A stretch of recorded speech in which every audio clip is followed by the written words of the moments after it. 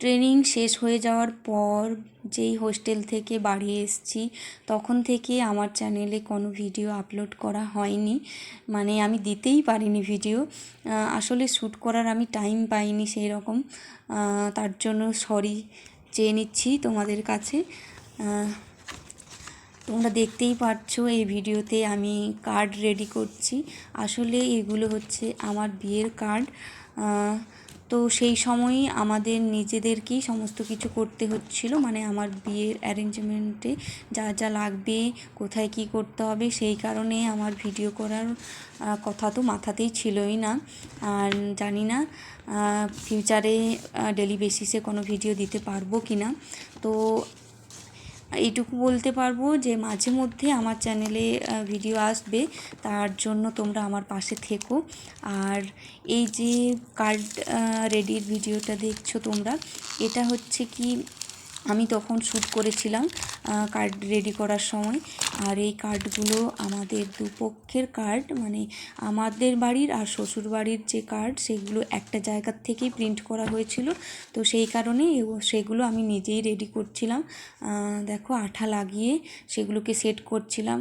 তবে সেট করতে করতে আমি পুরো কনফিউজড হয়ে যাচ্ছিলাম, এদিক ওদিক উল্টো পাল্টা লাগাচ্ছিলাম। তার মধ্যে থেকেও আমি ঠিকঠাকভাবে ঠান্ডা মাথায় একটু ভালোভাবে করেছিলাম। আর আশা করছি এরপরে আমি তোমাদেরকে আমার বিয়ের ভিডিওটা শেয়ার করব। তবে একটু লেট হবে, আমি বলেছিলাম যে তাড়াতাড়ি দেব, কিন্তু সেটা করতে পারছি না এই কারণেই, কারণ আমার এখনও রেডিই হয়নি অ্যালবামটা। তো যখন আমি নিয়ে আসবো আমার অ্যালবাম, আমার হাতের কাছে পাবো, তাহলে আমি নিশ্চয়ই তোমাদের সাথে শেয়ার করব। আর এইভাবেই তোমরা আমার পাশে থেকো। আর আমার চ্যানেলটাকে যারা এখনও সাবস্ক্রাইব করোনি তারা অবশ্যই সাবস্ক্রাইব করো। দেখতেই পাচ্ছ আমার বিয়ের কার্ডের কালারটা ইয়েলো কালার।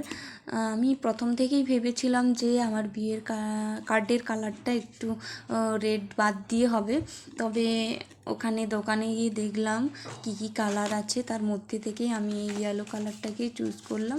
কারণ সবাই তো রেড কালারটাই বেশিরভাগ বিয়ের কার্ড কিংবা অন্নপ্রাশনের কার্ড হিসাবে প্রেফার করে। তো আমি ভাবলাম আমি আমার বিয়েতে একটু ইউনিক কালার মানে ইয়েলোটাই একটু বেশি প্রাধান্য দিলাম আর কি। তো তোমরা এটাও জানিও আমার এই বিয়ের কার্ডটার কালার কিংবা কার্ডটা কেমন হয়েছে।